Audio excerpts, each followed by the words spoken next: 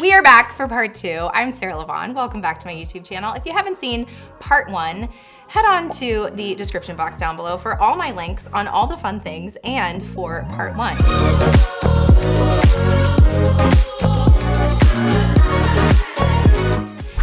In part 2, I will finally get to all of the things that you can do to support healthy fascia. Right? I'm gonna give you actual tips. I'm gonna give you little tools and visuals in order to help you soften your body. Now, as a reminder, soft, pliable, healthy fascia can set you up for a less painful labor, a faster labor, and a more positive, I'm gonna say a positive experience because of those things, all right? Now, the first thing you can do for healthy fascia in general is movement and stretching. So many of the recommendations that you see online,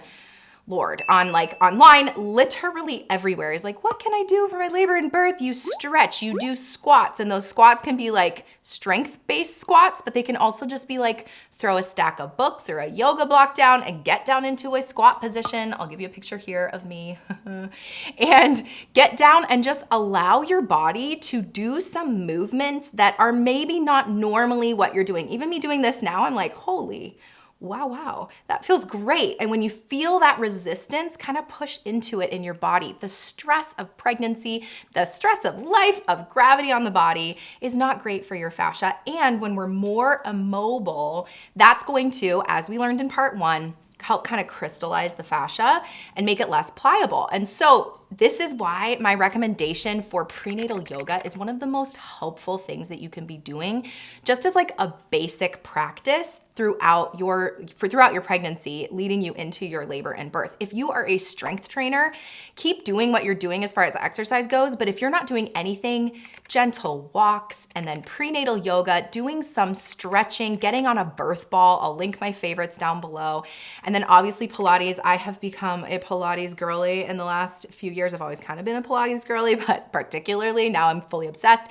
And I can even tell that my body is more expansive, more open. And when you have healthy fascia, it communicates better. It has less pain in the body. And we have that stretch because motion is lotion. We want to slip and slide your baby out of you and set you up for success for your labor and birth in that way. All right. The other one is hydration. I am drinking coffee today and I definitely can do better on this, but even adding some electrolytes to your water, again, I'll link all my favorites down below in my Amazon list and stuff, but adding just more hydration to your body. Fascia is mostly water. So if you are dehydrated, then it's going to be more sticky. You're gonna be more stuck, especially leading into your labor and birth. To drink more, to hydrate is gonna help. And then actually, fun fact, that if you're a little bit dehydrated, you may actually have premature Braxton Hicks contractions that don't change your cervix. And so staying hydrated, not only for obviously your uterus, but also for the sake of your fascia is great. All right, drink lots of water and just like a little bit of coffee occasionally.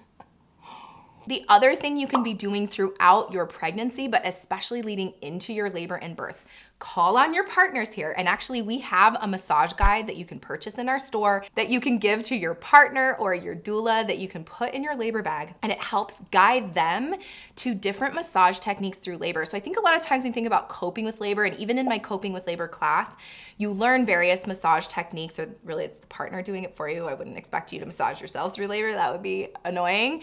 But you learn these techniques and you can think like they're nice because they feel good, they feel relaxing, but really they have physiologic impact on the tissues because fascia is one connected system. You massage a hand, you massage a foot, that has impact everywhere else in the body. So fascinating, so cool, and also adds some like motivation to your massager people, all right? The other one I mentioned in the last video is also to find an actual myofascial release practitioner where they have a particular technique that helps release the fascia. Now, there's lots of different ways of doing this. One of them that I do not recommend actually, but to each his own is called rolfing.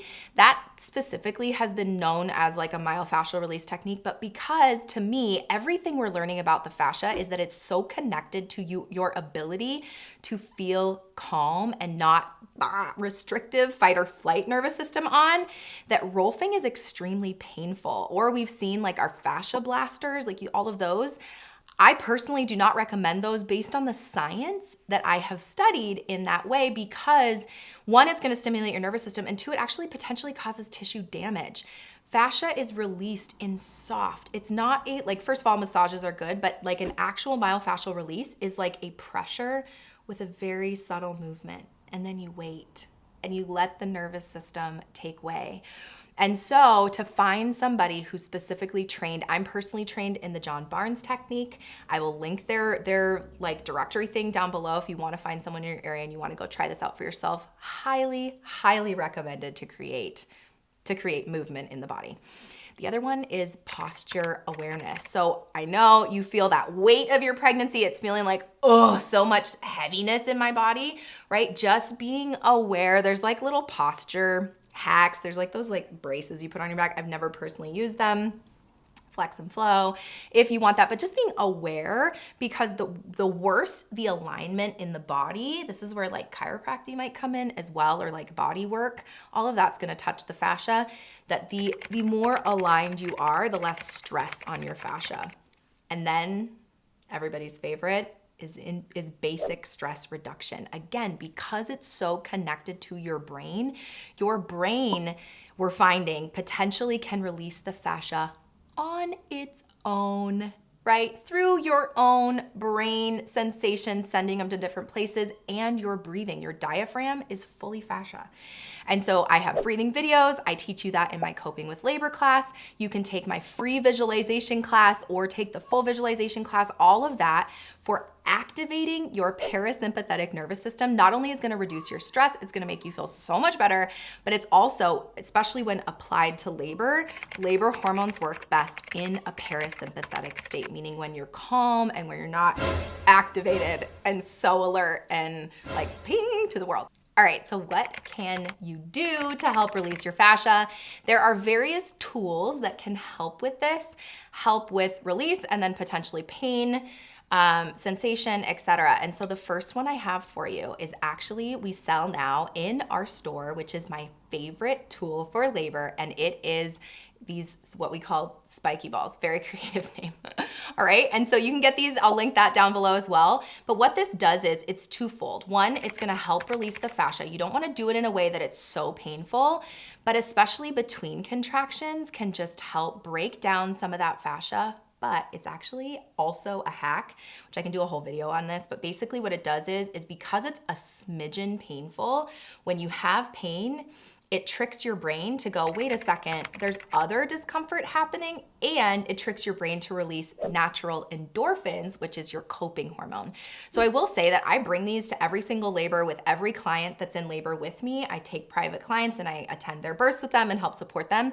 This is the one tool that everybody uses. And they're like, oh, it's kind of weird, but then I will give it to them and they'll be like, huh, and they don't know why, but they'll put it down and then contraction will come and they'll be like, where is this thing? And they come back to this. It's probably my most used tool for labor. So throw that in your labor bag. Great for fascia release, but also for pain management. Now, if we go a little bit softer, you've maybe seen these like fascia release balls or a trigger point ball, all of the above. A tennis ball, great for your labor bag. If you're a doula, I would say have all three of these in your bag for various reasons, but especially this one to like be able to roll, to be able to just roll a hand, roll a foot. You can also do it with a tennis ball, but even just this like basic movement. The other one is, let me find my pelvis. This is my pelvic floor pelvis, which is actually probably a better representation than just the bones because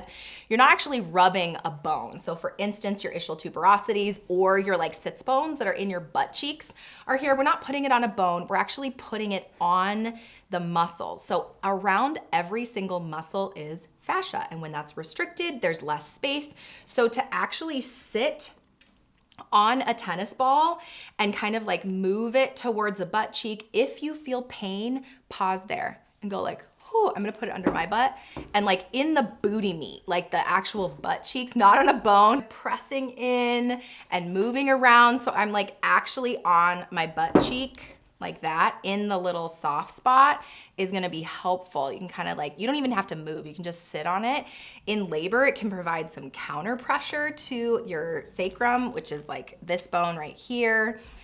Anyway, a tennis ball, super helpful for your labor and birth, but also throughout your pregnancy. If you're having discomfort in your pelvis, sit on a tennis ball and just let it sit. The key with fascia is that you want it to sit for at least 3 to 5 minutes, all right?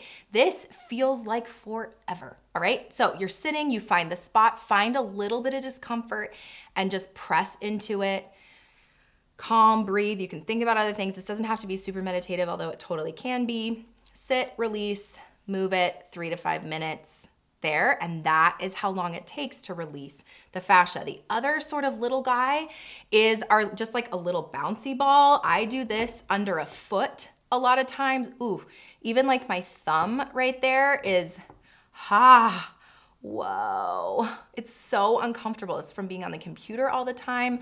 Roll it out, press, let your hand sit. If you can't see, it's under there. It's just like sitting in a painful area. And then I'm gonna let it sit for 3 to 5 minutes or rub out for 3 to 5 minutes. You may actually feel when you have that release, like, ow, tinge in my shoulder blade, right? Because it's that one organ system, but any kind of firm ball, no matter what the size, can help you with that.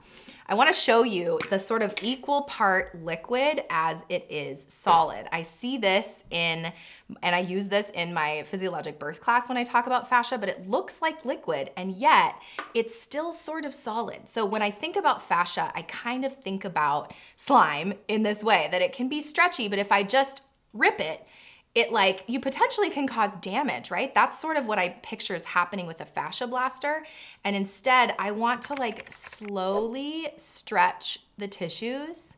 And by then, I'm not actually tearing the tissues, they're releasing nicely, right? But if I force it, it's not actually gonna be effective and it potentially can cause more pain, more discomfort, all right? We want them slippery, slidey, motion is lotion. And then last but not least, particularly for your labor and birth, is one, a side-lying release stretch, which I actually teach you in the bundle birth class. I'll link that down below. That's my like comprehensive, gorgeous, favorite physiologic birth where I teach nurses a lot of this stuff, but I've applied it to you, help you navigate the hospital system type class. And in all of my classes, I talk about hormones, right? If you want more on hormones, let me know. All of your video suggestions down below in the comments.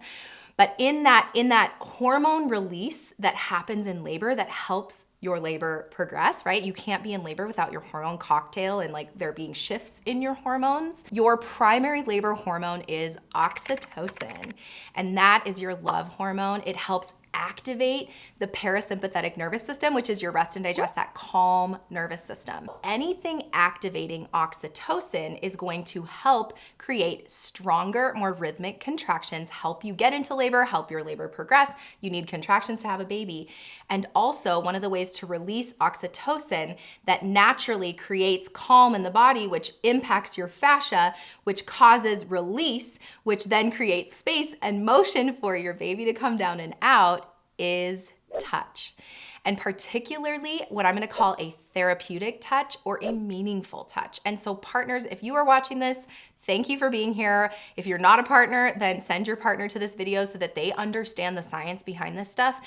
But any kind of gentle hand, a squeeze, a hand hold, an eye contact, a breathe together, that by laying of hands, and I do this throughout my labors with my clients, I am constantly touching them. Even just a laying of hand can help soften the tissues, release that area, create space all over the body, including the pelvis where the baby needs to come out. Thanks everyone for spending your time with me here on my YouTube channel. If you want more from me, drop a comment of the video that you want. I'm also on Instagram. You can head over to bundlebirth.com. I have everything over there, including that free visualization class, which will help with all of this stuff. If you want links to everything that I mentioned, I'll drop everything down there in that description box. Tell me your stories, connect with me, tell us about your babies, add your baby to our wall of babies on Bundle Birth, join the community. We are here for you, and I want you to have the most positive birth experience possible. And so I hope that all the education that we offer helps you do that. Now go and soften your fascia, hydrate your tissues, move your bodies, and until next time, don't forget to flex and flow, and I will see you soon. Bye. That you can carry in your labor bag. Your labor bag on my chair. I think I just lost it. No, it's here. You can go in the middle. Ooh, oh my God. It's like in my butt crack. So